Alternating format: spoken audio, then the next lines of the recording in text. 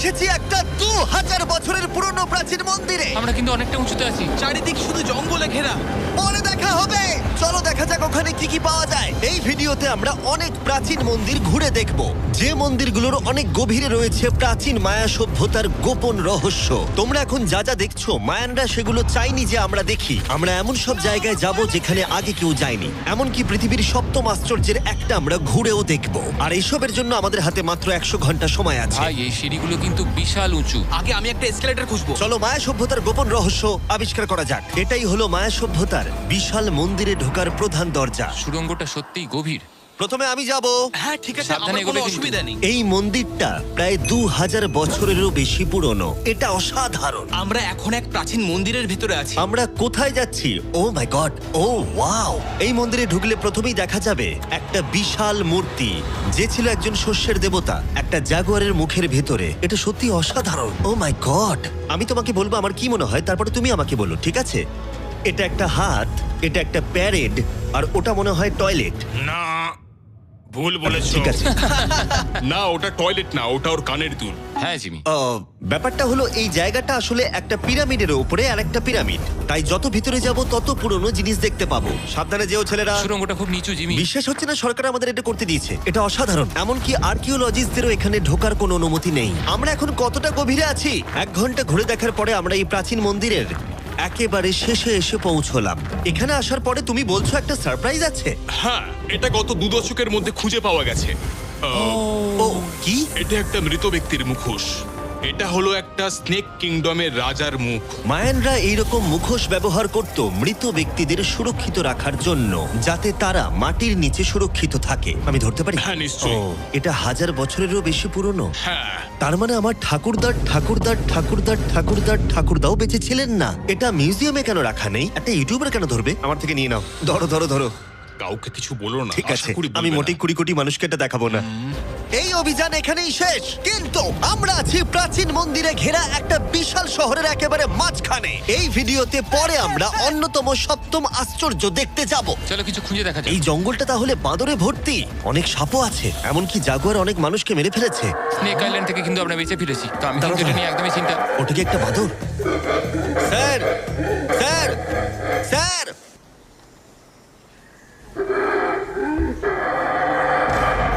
ঠিক আছে ছেলেরা, আজ রাতে এই জায়গাটাতেই আমাদের ক্যাম্প হবে। ওই হ্যামকটাকে দেখো।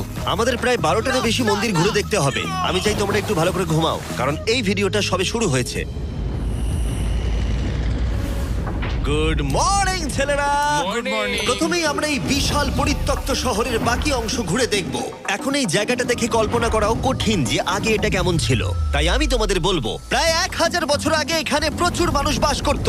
তখন জায়গাটা এরকমই ছিল। এক সময় এখানে এরকমই রাস্তা ছিল, প্রায় সব জায়গাতেই মন্দির ছিল। শহরটা ছিল উন্নত, কিন্তু ভেতরে গেলে অসাধারণ শিল্পকর্ম দেখা যাবে, ঠিক এই রকম। এটা অনেক বড় জায়গা। এটা অবিশ্বাস্য। এই ভিডিওগুলোর প্রিয় অংশ হচ্ছে যখন আমরা প্রাচীন চিত্রগুলোকে জীবন্ত করে তুলি, আর তাই ওরা কি বোঝাতে চেয়েছে আমরা বুঝতে চেষ্টা এটা করব। কিন্তু দারুণ। এই ছবিতে মায়ানদের 2500 বছর আগের সমাজ চিত্র কেমন ছিল দেখা যাচ্ছে। এটা অসাধারণ। নোলান ভেবেছিল ওটা একটা লামা। এটা নিয়ে আমরা পরে কথা বলবো। নোলান, তুমি ওটাকে লামা দেখো, ভেবেছিলে? আমি ভেবেছিলাম যে এটা চোখ, এটা মুখ, আর ওটা না পা। মানে আমি তো ভাবতাম তুমি বেশ বুদ্ধিমান। নোলানের সাথে মজা করার পরে নোলান তারিখকে প্রতিদান দিল একটা মাকড়সা দিয়ে। শুধু তারই কি? পালাও পালাও পালাও, এখানে একটা মাকড়সা, ও, পালাও। ও, তারিখ মনে হয় পালাবে। আমার বন্ধুরা অদ্ভুত ভাবে মজা করে, কিন্তু মায়ানরা আরো অদ্ভুত ছিল। আমরা দাঁড়িয়ে আছি একটা বল কোর্টে, যেটা 2000 বছর আগে ব্যবহৃত হতো। এখানেই প্রথম দলগত খেলায় বল ব্যবহার করা হতো, আমরা যতদূর জানি এবং পরাজিত দলের অধিনায়কের মাথা কাটা যেত। হ্যাঁ, মায়ানদের ইতিহাস খুবই ভয়ঙ্কর ছিল। ওয়াও, এটা বিশাল। হ্যাঁ, খুবই সুন্দর। এরকম মন্দির এখন কেন বানানো হয় না?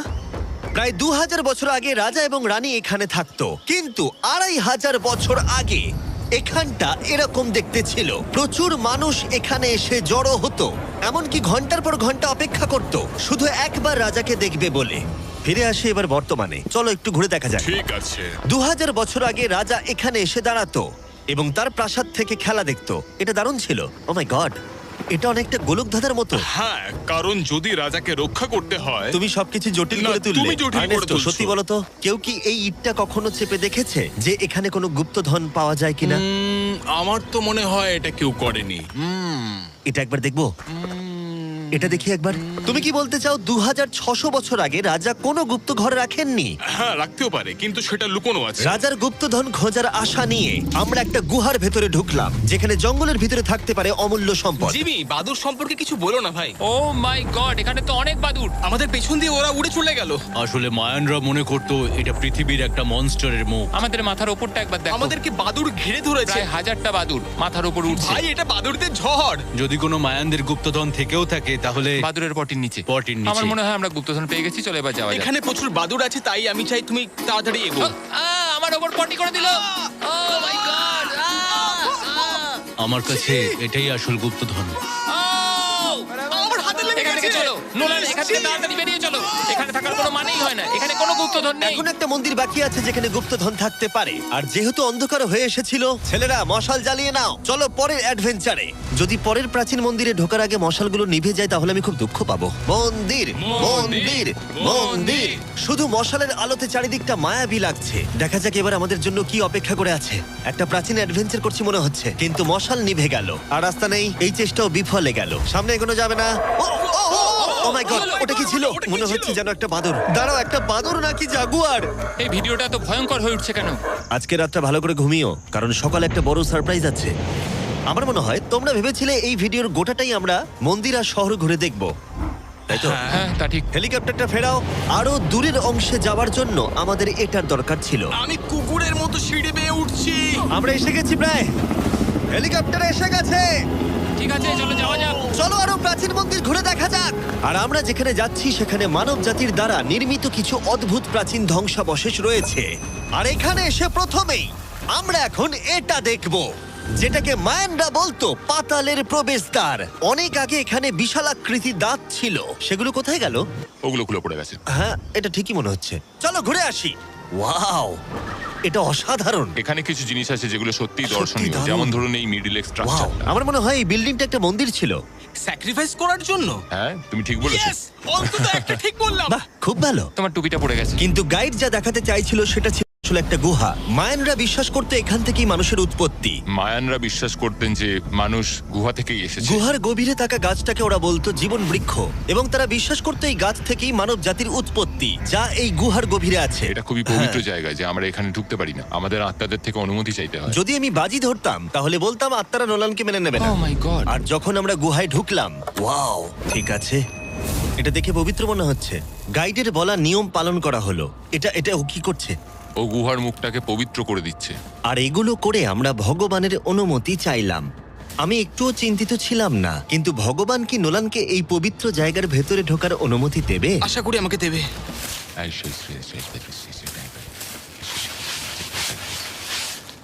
আমার মনে হয় এটা ভালো। এটা কি হচ্ছে?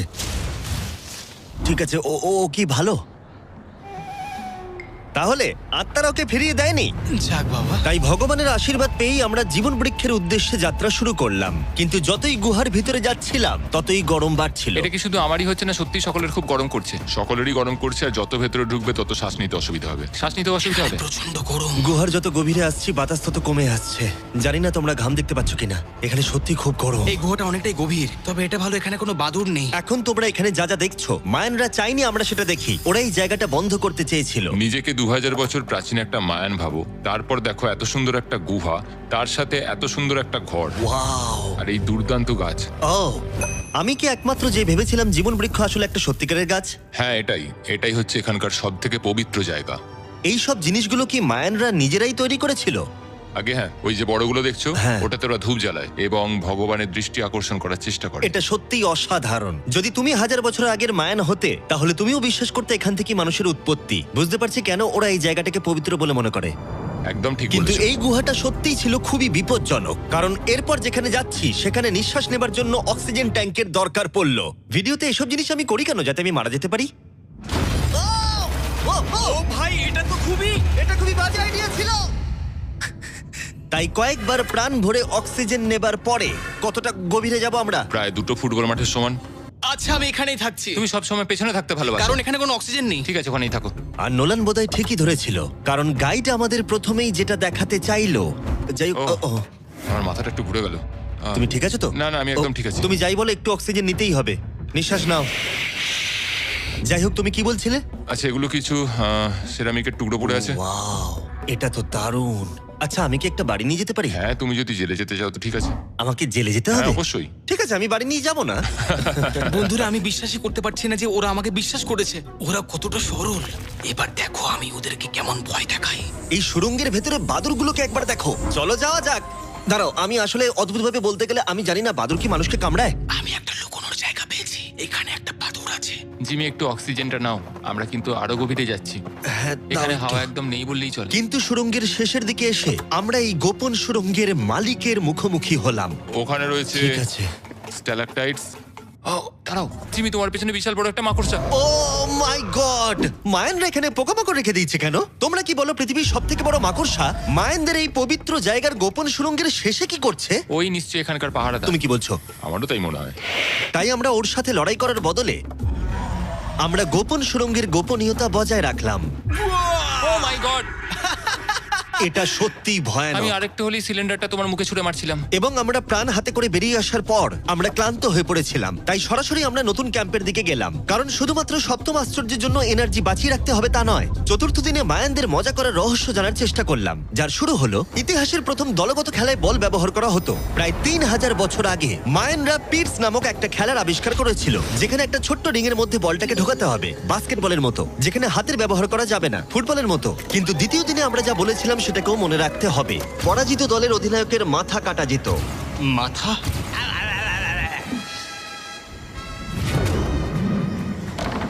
ও আমি জোরে বলছি, লাগলো। দেখো, আমরা শিখে ফেলবো। আমরা খেলার নিয়ম একটু করে বোঝার চেষ্টা করছিলাম, কিন্তু আমরা কিছুতেই স্কোর করতে পারছিলাম না। তাই আমরা সাহায্যের জন্য ক্যামেরাম্যানদের ডেকে নিলাম, কিন্তু তাতেও আমরা বারবার ব্যর্থই হলাম। আমাদের ব্যর্থতার সংখ্যা বাড়তে থাকলো। হবে হবে হবে হবে আমরা স্কোর করতে পারছি না। কিন্তু প্রাচীনকালে হাল ছেড়ে দেওয়ার অর্থ মাথা কাটা যাওয়া। নোলান, উঠে দাঁড়াও ভাই। আর এরকম ভাবেই ব্যর্থতার পালা চলতে থাকলো যতক্ষণ না আমরা পেরেছি, পেরেছি, আমরা পেরেছি। এই নিষ্ঠুর খেলার শেষে জয়ী খেলোয়াড়রা সেলিব্রেট করার জন্য প্রাকৃতিক পুকুরে আরাম করে ডুব দেবার জন্য একটা সিঙ্ক হোলে নেমে উদযাপন করত। আর যদিও আমি কারোর মাথা কাটেনি, কিন্তু নোলান পিটস খেলায় হেরে গেছে। জলটা কি ঠান্ডা? হ্যাঁ, বেশ ঠান্ডাই। সত্যি? হ্যাঁ। নেমে পড়ো। আমার খুব ভালো লাগছে। তোমার মুখ থেকে মনে হচ্ছে না যে ভালো লাগছে। জলটা সত্যি ঠান্ডা। এই সিঙ্কহোলে স্নান যতই মজাদার হোক না কেন, সপ্তম আশ্চর্যের অন্যতম মায়ান মন্দির এখনো আমাদের দেখা বাকি আছে। কিন্তু প্রথমে একটা ক্লাসিক মায়ান ডিনার। তোমরা এখানে যা যা দেখছো, মায়ানরা এগুলো প্রায় 1000 বছর আগে খেত। যেমনটা আমি এই ভিডিওতে আগে বলেছি, ওরা শস্যের দেবতাকে পুজো করত। আর যদি তোমরা না জানো, টোটিলাতে ভুট্টা প্রধান উপাদান। যে এটা এডিট করবে বলো তো, মায়ানরা কি ট্যাকোস আবিষ্কার করেছিল, হ্যাঁ নাকি না? আমাদের শেষ রাতের উদযাপন উপভোগ করো মায়ান ট্যাকোস। সবার শেষে আছে একটা special Mayan dessert, brand new festival peanut butter cups. দাঁড়াও, ব্র্যান্ড নিউ? এটা তো মায়ান চকলেট। প্রশ্ন করো না, এটা ডেজার্টই। নাও খাও। মার্কেটিংটা ভালোই করতে পারে ও। দেখি এতে কতটা পিনাট বাটার আছে। ভাবতেই কষ্ট হয় যে এই পৃথিবীতে এমন মানুষও আছে যারা টেস্ট করেনি brand new festival peanut butter cups. তাই তোমরা যদি একটা দুর্দান্ত স্বাদের স্ন্যাক্স খেতে চাও, তাহলে অবশ্যই ফেস্টিভ্যালস খাও। এটা ভালো খেতে। এটাই একমাত্র মায়ানদের অ্যাপ্রুভ করা খাবার।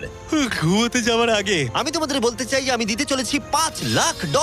10 জন র্যান্ডম মানুষকে যারা এই চ্যানেলটাকে সাবস্ক্রাইব করবে। ইয়ার কি করছি না, আমার জন্মদিনে আসছে, তাই সেই উপলক্ষে 10 জন মানুষ যারা চ্যানেলটাকে সাবস্ক্রাইব করবে তারা পাবে $50,000 করে প্রত্যেকে। জ্যাকলিংসকে ধন্যবাদ, বেস্ট বিফ জার্কি, যারা আমাকে এই জন্মদিনের দারুণ উপহারটা দিয়েছে। চলো দেখা হবে সপ্তম আশ্চর্যের সামনে।